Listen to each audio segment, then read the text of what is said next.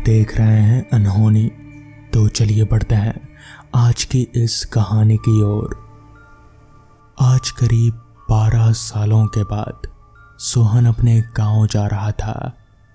रास्ते भर वो बस यही सोचता रहा कि गांव कितना बदल चुका होगा इतने सालों में। इतने सालों में कितने लोग बदल चुके होंगे, सबके चेहरे बदल गए होंगे। पता नहीं वो सोहन को पहचान भी पाएंगे या नहीं। सोहन शहर में रहने वाला एक ऑफिस का लड़का था। ऑफिस का लड़का यानी कि बस ऑफिस का काम और यहाँ वहाँ की कोई बात नहीं। बिल्कुल सीधा साधा अपने काम से काम रखने वाला लड़का। वो आज करीब 12 सालों के बाद अपने गांव जा रहा था, उसके दादाजी और दादी से मिलने। चाचा जी भी उसे बहुत प्यार करते थे। आज से करीब 12 साल पहले वो उन लोगों से मिला था। पता नहीं वो लोग उसे इस हालत में देखकर कैसे रिएक्ट करेंगे, बस यही सोचकर वो खुश हो रहा था और जल्दी से जल्दी अपने गांव पहुंच जाना चाहता था। ट्रेन रेंगती हुई धीमी रफ्तार में पटरियों पर आगे बढ़े जा रही थी। शायद कोई स्टेशन आने वाला था, मगर सोहन का स्टेशन तो अभी दूर था।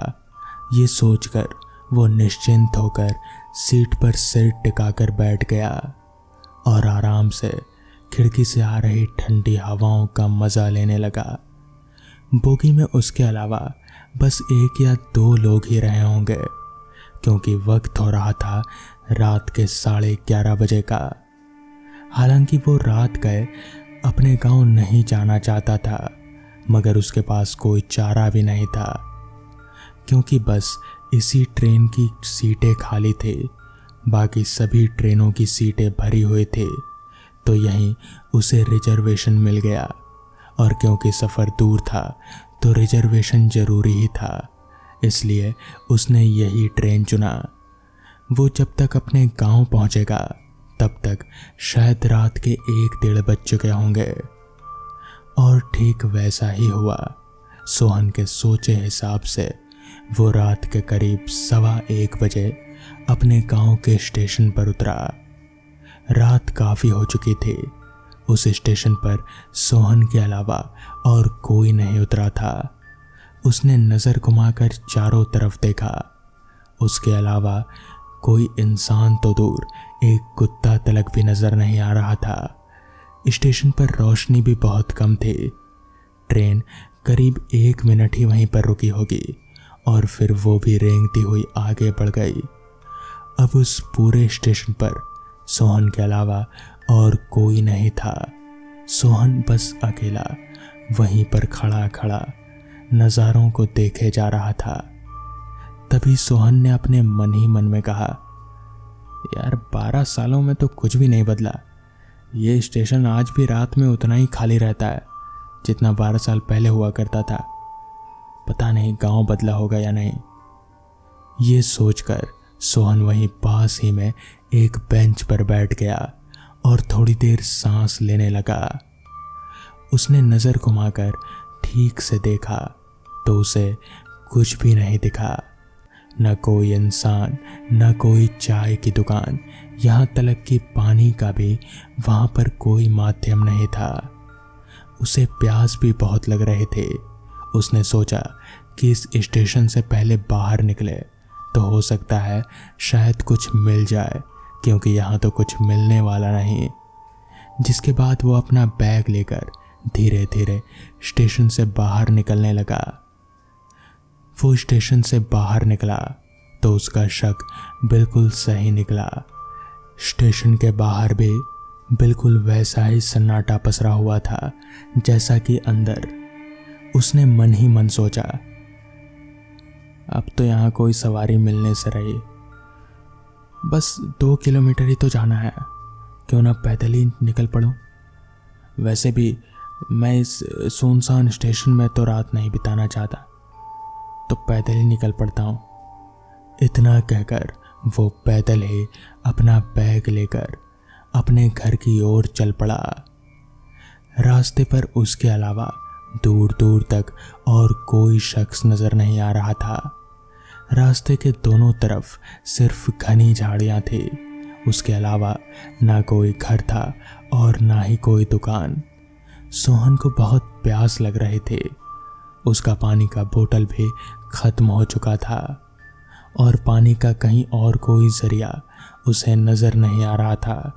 वो किसी तरह बस रास्ते पर आगे बढ़े जा रहा था। वो मन ही मन सोच रहा था कि अगर कोई घर भी दिख जाए तो कम से कम वो पानी मांग कर पी सकेगा। इसी तलाश में वो बस रास्ते पर आगे बढ़े जा रहा था।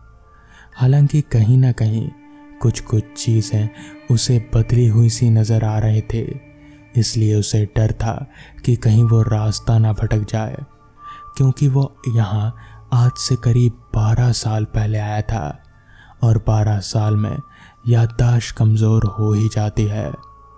जिसके बाद वो धीरे धीरे चलते हुए आगे बढ़ने लगा।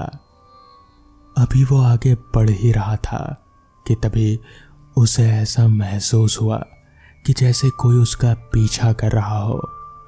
सोहन थोड़ा घबरा सा गया, मगर वो पीछे मुड़कर देखना नहीं चाहता था, क्योंकि अगर वो ऐसा करता तो उसके पीछे जो भी है वो सतर्क हो जाता और सोहन ये नहीं चाहता था। उसे डर था कि कहीं कोई लुटेरा तो नहीं, इसलिए सोहन बस आराम से चलने की कोशिश कर रहा था और बस किसी तरह अपने डर को छुपाने की कोशिश कर रहा था। पीछे से वो कदमों की आवाज़ लगातार सोहन के कानों में आए जा रहे थे, मगर वो एक ही इंसान था। जो कोई भी था वो बस अकेला ही था। मगर सोहन को इस बात का डर था कि अगर उसके पास कोई हथियार हुआ तो। बस इसीलिए वो आगे बढ़ता रहा और पीछे मुड़ने की उसने कोशिश नहीं की। उसने अब अपने चलने की रफ्तार काफ़ी तेज कर दी, मगर वो पीछे जो कोई भी था वो भी सोहन का पीछा नहीं छोड़ रहा था। वो भी उसके पीछे पीछे आए जा रहा था। ये सिलसिला चलते हुए अब काफ़ी वक्त हो चला था। सोहन को समझ नहीं आ रहा था कि पीछे जो कोई भी है वो सामने आकर सोहन से बात क्यों नहीं करता। यानी कि अगर वो एक लुटेरा है तो सोहन के सामने आकर उसे लूटता क्यों नहीं। बस उसके पीछे पीछे चलना, इसका क्या मतलब हुआ। सोहन को कहीं ना कहीं अब शक हो रहा था, इसलिए वो एकदम से रुका और उसने झटके से पीछे मुड़कर देखा, मगर उसके पीछे वहां पर कोई नहीं था। उसे कुछ समझ नहीं आ रहा था कि आखिर अगर पीछे कोई है नहीं तो तब से ये कदमों की आवाज़ कैसे आ रही है। तभी अचानक से उसे ऐसा महसूस हुआ जैसे पीछे से किसी ने उसके कंधे पर हाथ रखा हो। सोहन का पूरा शरीर एकदम से ठंडा पड़ गया। वो हाथ जिसका भी था बिल्कुल बर्फ की तरह ठंडा था। सोहन एकदम से पीछे मुड़ा, मगर पीछे का नज़ारा देखकर उसके पैरों तले की ज़मीन खिसक गई, क्योंकि पीछे कोई इंसान था ही नहीं, बल्कि बस एक कटा हुआ हाथ था जिसने सोहन के कंधे को पकड़ रखा था। डर के मारे वो छटक कर एकदम से नीचे गिर गया। वो कटा हुआ हाथ अभी भी हवा में तैर रहा था। सोहन को कुछ समझ नहीं आ रहा था कि आखिर ऐसा कैसे हो सकता है। एक कटा हुआ हाथ इस तरह से हवा में कैसे तैर सकता है। उसे कुछ समझ नहीं आ रहा था।